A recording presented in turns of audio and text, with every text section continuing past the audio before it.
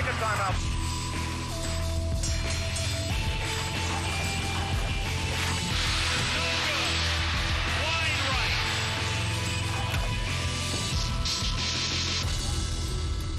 Hi, I'm Brian Kenny, and welcome to ESPN Classic's Top 5 Reasons You Can't Blame, a series that takes a fresh look at sports personalities who are remembered largely for their mistakes, controversial moments, or questionable decisions. On February 10th, 1990, heavyweight champion Mike Tyson was an overwhelming favorite to make short work of challenger James "Buster" Douglas. Tyson at the time was 37-0 with 33 knockouts. He was riding a wave of popularity and apparent invincibility. Very few of us could have known on that night in Tokyo the man they called Iron Mike would enter the first phase of a meltdown that would last a decade. Now, it's easy to blame the man himself, but over the next half hour, we'll explain why you can't blame Mike Tyson for being on the losing end of one of the biggest upsets in boxing history. Before we count down our top 5 reasons, let's take a look at the events which led up to that pivotal night when Tyson's career began its downward spiral. All you come get some, 'cause Mike Tyson's out here. He's waiting for you. All come get some. Wow, with that uppercut of Tyson. Catches him with the right left hook, and he goes down. And it's all over. Good try. My objective is to inflict as much pain as possible. He's going to hang on, or they'll stop the fight. Down he goes. If you wanted to build the perfect heavyweight fighter, you couldn't have done any better than putting it in Mike Tyson's body. Mike Tyson was a killing machine. Give Tyson credit. That's it. And it's over. The emotions that Mike Tyson generated were fear in any opponent.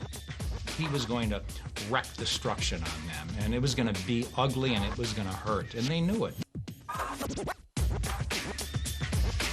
I will never forget when he fought Frank Bruno. He crossed himself more than the Pope.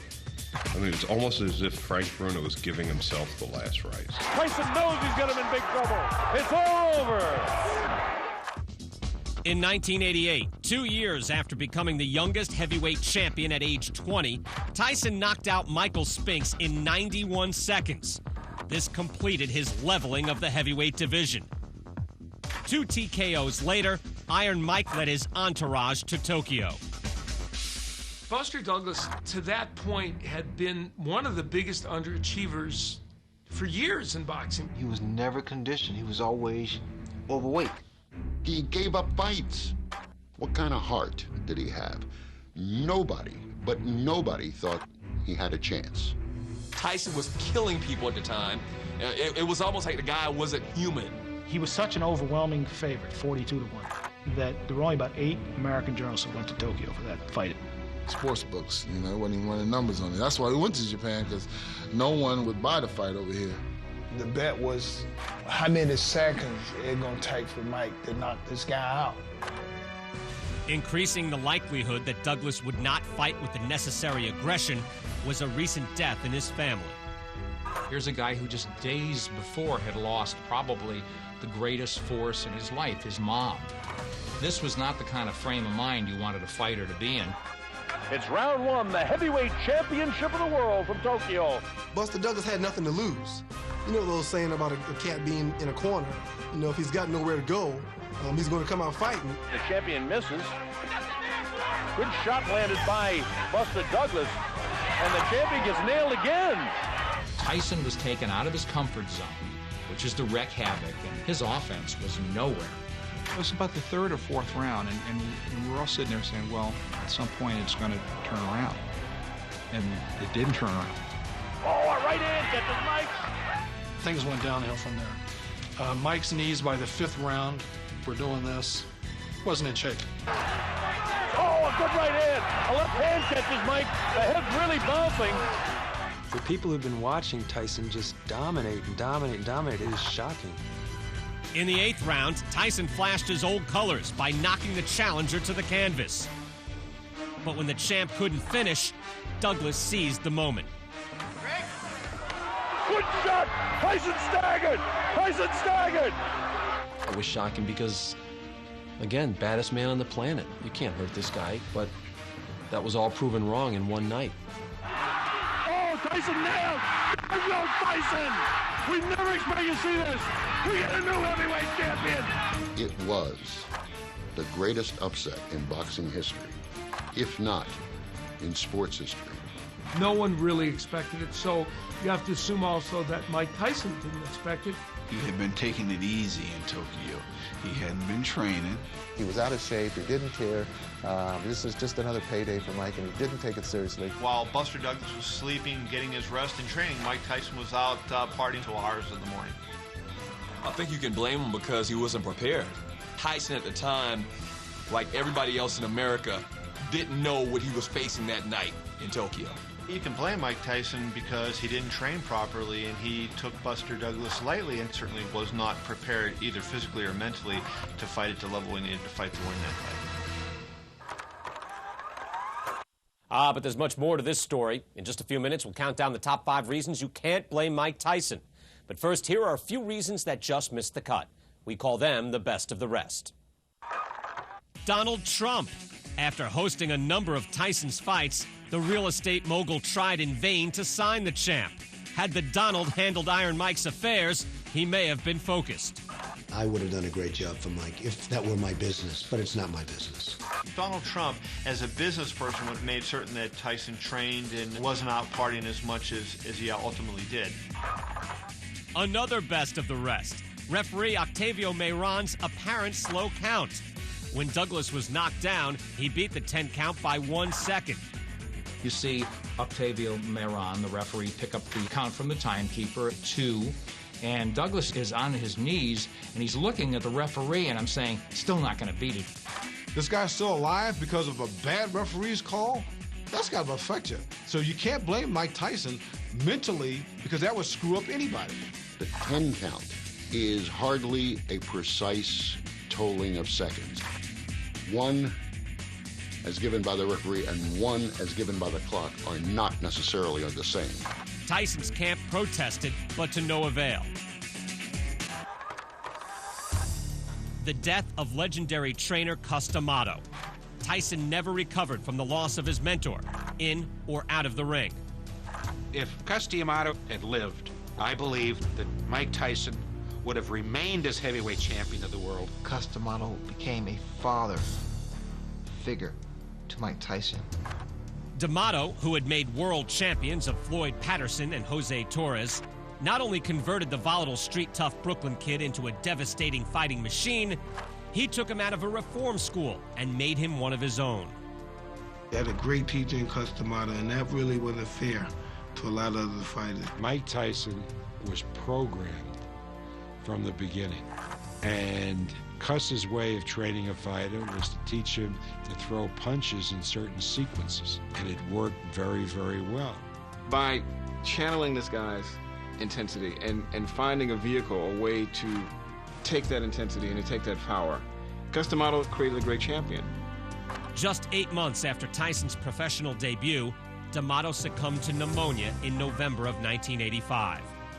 A year later, Tyson knocked out Trevor Berbick to become heavyweight champion. But mixed with the glory was the memory of a loss that would deepen with time. When Cus died, you can't underestimate what that did to Tyson's life. That was probably his only father figure. And things went haywire after that. After his mentor's death, Tyson wavered from D'Amato's old-school principles. He was sued 4 times and had numerous run-ins with law enforcement, often for violent behavior. I don't think Mike Tyson ever trained again. Went through the motions, got sweaty, and I think that's entirely traceable to Cus D'Amato being gone. And Tyson was just another poor soul out there trying to perform, and he couldn't, because Tyson was only as good as the program that created him. Then you saw a real downhill spiral in Mike's ring style. He has stopped being the scientific fighter that Cus D'Amato raised. He has become a headhunter. And that set him up for Buster Douglas. Oh, Tyson nailed! Tyson! Mike Tyson would have competed at a higher level and wouldn't have had some of the crazy out-of-the-ring personal problems that he had. He never recovered from Buster Douglas. He never recovered from the death of Cus D'Amato. That's what he never recovered from. Are we starting to change your thinking? Maybe reason number 4 will help. Robin Givens. She was to Tyson what Delilah was to Samson. There is no question that you can blame Robin Givens for everything that happened. He was a puppy dog around her in public. What he was like around her in private may be another matter. In February of 1988, Tyson and his actress girlfriend were married. Almost immediately, the changes to Iron Mike's demeanor were visible to members of the media. I went to watch Mike train, and he came out of the shower and started toweling himself off. And I was talking with Robin at that point, and she interrupted the interview and just turned and said, "Michael, that shower was much too short. Get back in there." And Tyson, who is this fearsome guy, the baddest man on the planet, tucked his head down, turned around, and went back in the shower and stayed in for about 20 more minutes. We used to call Ruth Roper, who was the mother, the Dragon Lady, and we used to call Robin Dragonette. Because everything was a plot. Tyson's former co-managers had set up an irrevocable trust for Mike. And if he never fought again, he would, in his later life, be taken care of. One of the first things that Robin and her mother did was to break into and get control of that annuity. They had to have wanted it pretty badly because there was definitely physical abuse going on. Just 8 months after the wedding, Givens sued for divorce. Although the marriage was dissolved a year before the Douglas bout, Tyson still felt the impact. Here's this woman that he truly loved, and all of a sudden found out that she was just a gold digger. She didn't love him, she loved his money. So if you want to blame Robin Givens for making Mike Tyson lose the fight, you go ahead. She was a diversion. He wasn't focused on boxing like he was prior to Robin Givens. And that's one of the reasons why Robin Givens can be blamed for Mike Tyson's demise when it comes to Buster Douglas. Tyson's inexperienced cornermen. I think you blame Tyson's corner a lot more than you blame Mike Tyson. The corner was a mess. It was doing worse than Tyson, if possible. Under trainer Kevin Rooney, a former pro welterweight and stablemate, Tyson racked up 35 straight victories. Ditching Rooney would have far-reaching effects on Tyson in his preparation and in his corner during fights. Jay Bright, Aaron Snowell, nice people, but not the kind of people who train heavyweight champion boxers. He went in and his corner was unprepared, and he was unprepared. Oh, big right hand landed that time. Look at that swelling of the left eye of Mike. Winning 33 of his 37 fights by knockout, Tyson went more than 5 rounds just 7 times. When he didn't pull off an early KO, Tyson didn't have a savvy boxing mind to guide him as the fight wore on. An experienced cornerman would have said, "Hey, Mike, you need to step to your right, you need to cut off the ring, you need to get him in a corner." They just kept saying, "Go after him, Mike, go after him, Mike," and that wasn't really much instruction. He was getting hit with almost every jab that Douglas threw, and that's because he wasn't using head movement as he was coming in. That would have been something certainly they should have harped on. As Buster Douglas throws 2 nice straight left jabs in the face. Poor old Mike was getting the bejesus beaten out of him. He had nobody to fall back on, nobody to listen to, and nobody to even ice down his swollen eyes. It was pathetic. So inexperienced was his corner that when Tyson's left eye started to swell after the 5th round, his handlers were not equipped to effectively treat it. They're trying to treat Tyson's swollen eyes with what appeared to be a prophylactic filled with ice. When I saw this balloon that passed for an ice bag, I thought to myself, what the hell is going on there? I kept looking for the end swell in the corner, which every professional trainer has this frozen metal to reduce the swelling and preserve the eyesight. They hadn't even brought the right material, not thinking this fight's going to go past 2 rounds. You can't blame Mike Tyson for losing to Buster Douglas when he gets hit in the eye and he's got Larry Moe and Curly in there with a prophylactic device filled with ice water saying, geez, I hope this maybe makes the swelling go down because they forgot the end swell. Blame the corner for the loss because nobody knew what they were doing. These guys should not have taken any money off that fight because they were absolutely sorry.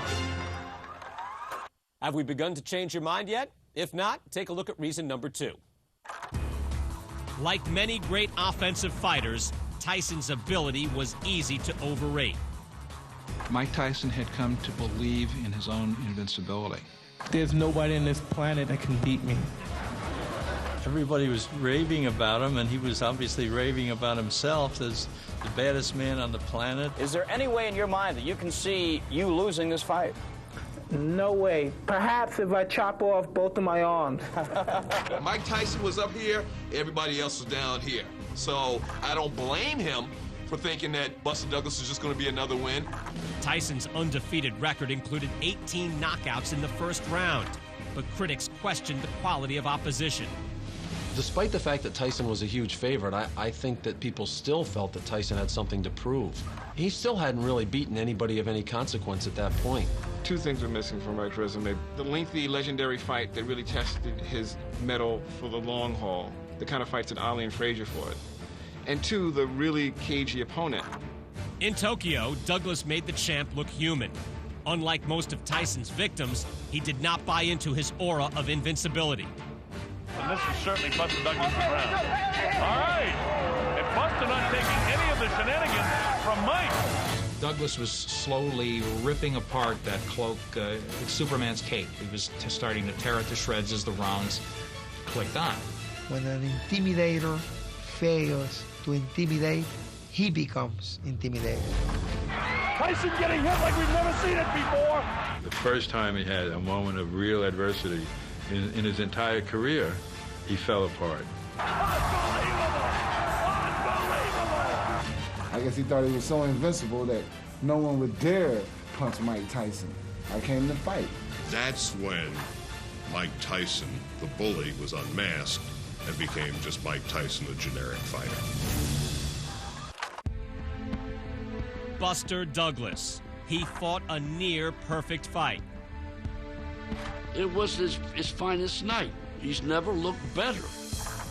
A middling contender with a 29-4-1 record, Douglas drew inspiration from personal tragedy. It spurred him on to train as he's never trained before, be focused as he had never been focused before. I wasn't going to allow that to stop me because I know that would hurt her even more. I always wanted to please her. He was a kind of a psychologically freed man, and he just let it all go. Oh, a right hand! Cut Tyson right on the button! What Buster Douglas did that night was beautiful. He would wait till Mike would plant his feet, pop him twice with the left jab, move back out of range, and throw the right. Same scenario, over and over. Tyson very patient at this stage. Now he gets a little bit more aggressive, goes after Buster Douglas. Douglas fights back off the ropes. I didn't want him close to the guy. I want him always turning him. And when you keep Mike turning, he can't punch. Tyson comes in, and he's getting hit again. I saw a look in Buster Douglas' eyes that I didn't see in Mike Tyson's eyes. And as the rounds went by, I saw Buster Douglas taking charge of the fight with the left jab. Oh, a good right hand. A left hand catches Mike. The head's really bouncing. Punching and moving with finesse and ferocity, Douglas was fast and fluid. Tyson, meanwhile, showed little in the first 7 rounds. 8th round, Douglas is doing everything beautifully. Doubling the jab, lead right hands, moving Tyson around, smothering him inside. And as Tyson's somehow caught up in the ropes, he throws an uppercut from, the second row. Oh, that's a nice uppercut that time. That drops Buster Douglas. Is he going to get up? Yes, he does. All right. In the 9th round, Tyson moved in for the kill, but Douglas wasn't finished. How he turned it around was one of the most incomprehensible things I've ever seen in sport. There's suddenly Buster Douglas putting everything together once again. Buster Douglas has really brought it up from the depths of courage to nail Tyson. And he's picking apart Tyson, who has come out, charging out of the gate as an angry bull. And by the end of the round, he's being beaten on like a cowbell. Douglas is gonna get on him. He nails Mike again. So that the 9th basically was a preview of things to come in the 10th. Surprising after Douglas went down to see him come back and nail Tyson like this. I was in the zone, man. I was in that zone, Oh, Tyson nailed! There goes Tyson! If Mike Tyson didn't have a huge neck, he'd have ripped his head off. He didn't even know where he was at. They almost had to carry him back to the dressing room.